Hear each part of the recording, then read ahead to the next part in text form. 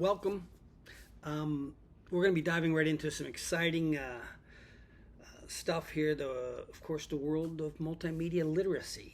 I'm going to put a little twist on it here because what we're doing really is visual storytelling. When we start to design with graphics and audio and video combined, because in the 21st century, just the visuals matter so much than ever before. We're moving beyond the traditional reading and combining photography, video, graphics, even AI to communicate complex ideas and to tell the compelling stories, because sometimes people aren't reading. As graphic designers, we're going to learn that images have unique power to capture any attention, build consensus, and drive decisions making much faster than words alone. I've got a turkey outside the window. I don't know if you can see it out there. There's a couple of turkeys outside my door. They're interrupting our short lecture here because just being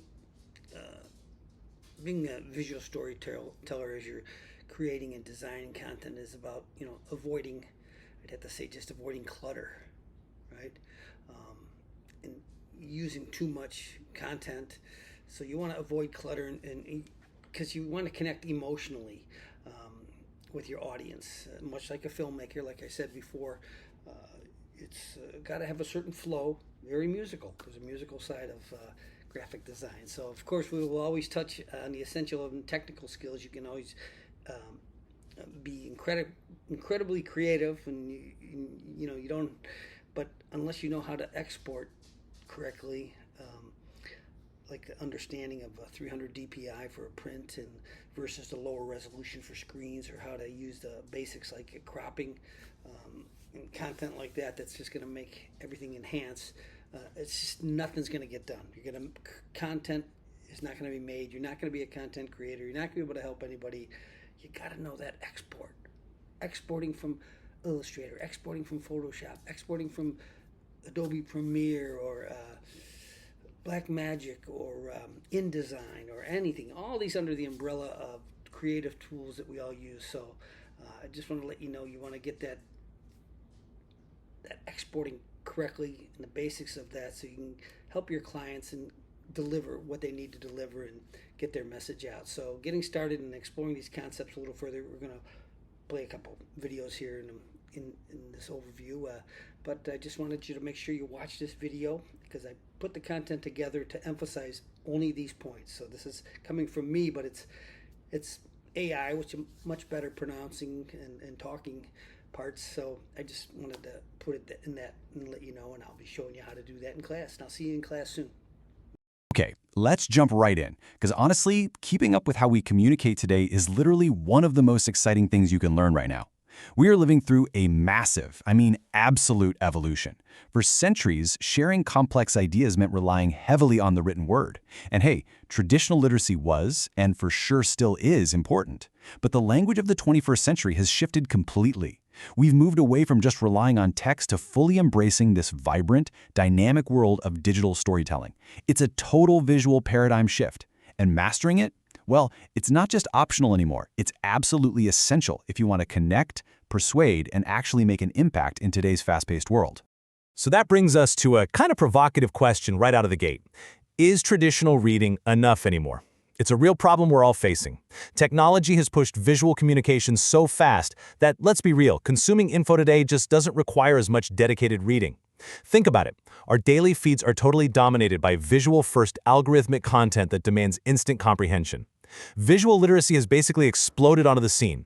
Our vision is our most powerful sense, right? High-quality images let us bypass massive walls of text and get straight to the core of an idea in a fraction of a second. So, if we want to grab attention, help people understand us, and make sure they actually remember what we said, we've got to adapt. Here is our roadmap for today. Number 1, the new multimedia literacy. 2, the power of visual storytelling. 3, the Ken Burns approach. 4, tech essentials for exporting. And finally, number 5, the magic of cropping. Let's get to it. All right, starting us off, section 1, the new multimedia literacy. When we look at what multimedia literacy actually means today, it's pretty mind-blowing how broad it's gotten. It's not just about snapping a well-lit photo or picking a cool font anymore. It's the seamless combination of text, audio, images, video, motion graphics, and even 3D effects. And right now, this whole ecosystem is just exploding thanks to the influence of AI. These new generative tools are taking away so much of the stress and time it used to take to create professional-level stuff. But why does combining all this media matter so much? Because it's immediate, it's rich, it lets us amplify what we're saying in a way that just reading a standard block of text never could. Now, think about a giant stack of books versus one single, crystal-clear image. The difference in efficiency is wild, right? Text takes time. It inherently requires more reading skills and a much heavier cognitive load to interpret. But visual information? Boom, it's immediate. Images give you the whole picture, all the details, the second you look at them. Because of that, visual information is highly efficient at creating a shared experience. It builds consensus. It gets a whole room of people on the exact same page instantly, which is an absolute game changer when you're trying to explain a complex idea without everyone zoning out. Moving on to Section 2, the power of visual storytelling. So digital storytelling is basically the ultimate mashup. You're taking your photos, your data, or your art, and you're weaving them with video and graphics to tell a real narrative. And what's so cool about this is just how versatile these mediums are in the real world. You might be whipping up a sleek PowerPoint for a huge corporate pitch, or laying out a magazine, or building a website for a local shop, or even designing this crazy interactive multimedia project for a museum. It could be anything. There are just so many ways to inspire people and guide their understanding just by pairing the right images with the right sounds. But here's the absolute golden rule, and I'm going to keep coming back to this. The main thing is that we don't want to overclutter things. We want to be better visual storytellers. Honestly, that is the open secret to great design. Images have this amazing power to build unity around your info. But here's the catch. A clean, focused image gets people to actually take action. If it's a chaotic, cluttered mess, you lose them. An image hits way harder than words, for sure, but only if we stay disciplined and keep the focus purely on our message. Okay, Section 3, the Ken Burns approach. If you really want to crush it in this medium, you've got to start thinking like a filmmaker to reach your audience emotionally. Finding that perfect image and framing it just right literally lets the viewer stop, slow down, and wonder. It makes them reflect on what they're seeing, instead of just mindlessly swiping past to the next shiny thing. When you use graphics with fewer distractions, you put all the emphasis right on the subject. It gives you the space to naturally build on the story you're trying to tell.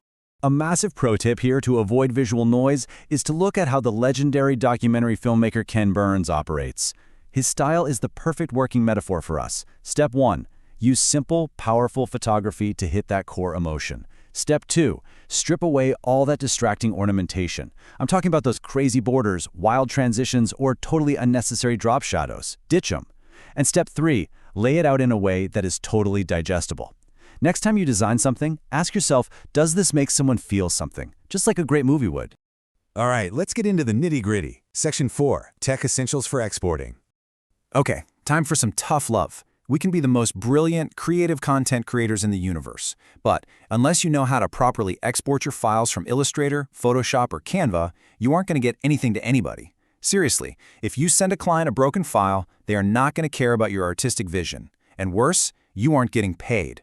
Understanding exactly how to deliver that final working file based on what the client technically needs is what actually separates the amateurs from the pros. And when it comes to printing physical stuff, I need you to burn this number into your brain right now, 300. This stands for pixels per inch, or PPI. Or, dots per inch, DPI, if we're talking about actual ink on paper. Basically, it just means exactly how much colored data is crammed into a single square inch of your image. Let's break down how this works in the real world. If you're printing something tangible, like an album cover, a poster, whatever, it absolutely must be exported at 300 PPI. That guarantees a crisp, dense, professional-looking print. But, and this is huge, if your project is just staying on a screen, like a website, exporting at 300 PPI is a terrible idea. You'll hand your client this massive, bloated file that takes 10 seconds to load on a phone, and that's just going to tank their web traffic. Knowing the difference between these two specs is absolutely non-negotiable. Which brings us to our final stop, Section 5, the magic of cropping. Cropping is hands down one of the most fundamentally important tools you have. It's your secret weapon against clutter. When you crop an image right, you're actively doing 3 vital things. First, you amplify the exact data or subject that actually matters. Second, you simplify the whole message by chopping out the background noise. And third, by doing those first 2 things, you guarantee the image actually reaches your audience emotionally. It's basically the Ken Burns approach in action. You cut out the noise so the viewer has to look exactly where you want them to look. So, we've covered a ton of ground in this explainer today. From the big picture philosophy of multimedia literacy right down to the cold hard facts of 300 DPI exports. The power to communicate faster, clearer, and to way more people is literally right at your fingertips. And with AI tools breaking down those technical barriers, it takes less time than ever to create something stunning. You have the tools to capture the world's attention. You know how to remove the clutter, think like a filmmaker, and deliver like a pro. The only question left is, what story will you tell? Thank you so much for joining me on this explainer, and I seriously cannot wait to see what you create.